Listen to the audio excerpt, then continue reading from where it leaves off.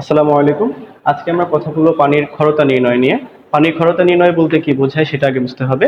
পানির ক্ষরতা বলতে বোঝায় যে পানিতে ক্যালসিয়াম বা ম্যাগনেসিয়াম লবণ, ম্যাগনেসিয়ামের কার্বনেট লবণ বা সালফেট লবণ দ্রবীভূত অবস্থায় থাকে, সেই পানিতে সাবান বিক্রিয়া করে সহজেই ফেনা উৎপন্ন করে না এবং পরিষ্কারের কাজটি সঠিকভাবে করতে পারে না। তো এই ক্ষেত্রে ওই পানিটাকে বলা হবে কি খর পানি। আর এই পানির ক্ষরতা কিভাবে নির্ণয় করা যায় সেটা আজকে আমরা দেখব। তো এ কারণে আমাদের যে দ্রব্যগুলো প্রয়োজন হবে সেটা হলো, আমাদের প্রথমত লাগবে এই খর পানির কিছু পরিমাণ নমুনা, এবং লাগবে হাইড্রোক্লোরিক অ্যাসিড, লাগবে সোডিয়াম হাইড্রোক্সাইড, লাগবে ব্ল্যাক টি, এবং লাগবে বাফার দ্রবণ, এবং সর্বশেষ ইডিটিএ দ্বারা টাইট্রেশন করে আমাদের সমাপ্ত বিন্দুতে একটি নীল বর্ণের দ্রবণ পাবো। সেখান থেকে আমাদেরকে ফলাফল নিতে হবে। তো কিভাবে আমরা সেটাকে শুরু করতে পারি? প্রথমত, যেহেতু আমরা পানির ক্ষরতা নির্ণয় করব, এজন্য আমাদেরকে কিছু পরিমাণ খর পানি নিতে হবে। তো আমরা কি করব, আমরা একটি 250 মিলিলিটার আয়তনিক ফ্লাস্কে কিছু পরিমাণ খর পানি নিলাম নমুনা হিসেবে। অতঃপর এই যে দেখতে পাচ্ছেন যে এখানে একটি দাগ দেওয়া আছে, এই দাগ পর্যন্ত পূর্ণ হলে এটি 250 মিলিলিটার পরিপূর্ণ হবে।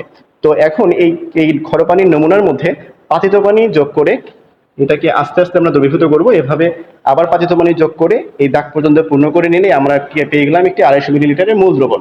অতঃপর এই 250 মিলিলিটারের মূল দ্রবণ হতে 50 মিলিলিটার মূল দ্রবণ আমরা একটি আয়তনিক ফ্লাস্কে নিব। অতঃপর উক্ত আয়তনিক ফ্লাস্কে 50 মিলিলিটার মূল দ্রবণের মধ্যে সামান্য পরিমাণ HCl যোগ করে আমরা দ্রবণটিকে অম্লীয় করব। অতঃপর উক্ত অম্লীয় দ্রবণটিকে 10 থেকে 12 মিনিট বার্নারের উপর রেখে উত্তপ্ত করতে হবে। উত্তপ্ত করার পর দ্রবণটিকে ঠান্ডা করতে হবে, ঠান্ডা হতে দিতে হবে। এক্ষেত্রে আপনারা এই ফ্লাস্কের গায়ে পানি ঢেলেও ঠান্ডা করতে পারেন, এতে কোনো প্রবলেম হবে না। তো যখন এটা পরিপূর্ণভাবে ঠান্ডা হয়ে যাবে তখন কিন্তু দ্রবণটি অম্লীয় অবস্থায় আছে। তো এটাকে আমাদেরকে এখন প্রশমিত করতে হবে।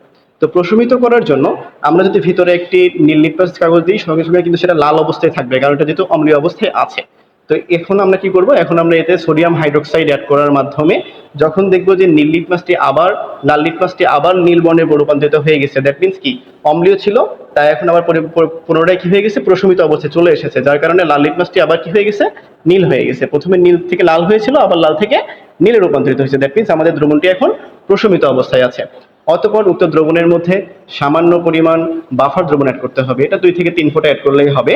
অতঃপর 1 ফোঁটা অথবা 2 ফোঁটা আমরা যদি ব্ল্যাক টি নির্দেশক ব্যবহার করি তাহলে দেখতে পাবো যে তখনই দ্রবণটা সঙ্গে সঙ্গে মদের বর্ণ ধারণ করবে। অতঃপর উক্ত দ্রবণটাকে আমরা ইডিটিএ দ্বারা টাইট্রেশনের মাধ্যমে আমরা একটি সমাপ্তি বিন্দুতে যখন দেখব যে দ্রবণটি এই যে ঠিক এমন নীল বর্ণ ধারণ করেছে, সেটা হতে পারে আপনার হচ্ছে উজ্জ্বল নীল বর্ণ হতে পারে, বা আপনার হচ্ছে গাঢ় নীল বর্ণ হতে পারে। যখন এই অবস্থায় পুরো পৌঁছাবে তখন আমরা টাইট্রেশনটা বন্ধ করব এবং সেখান থেকে আমরা পাঠ গ্রহণ করব। অতঃপর উক্ত পাঠের মাধ্যমে আমরা প্রয়োজনীয় হিসাব নিকাশ করে পানির ক্ষরতা নির্ণয় করতে পারি। এটাই ছিল আজকের আলোচনা।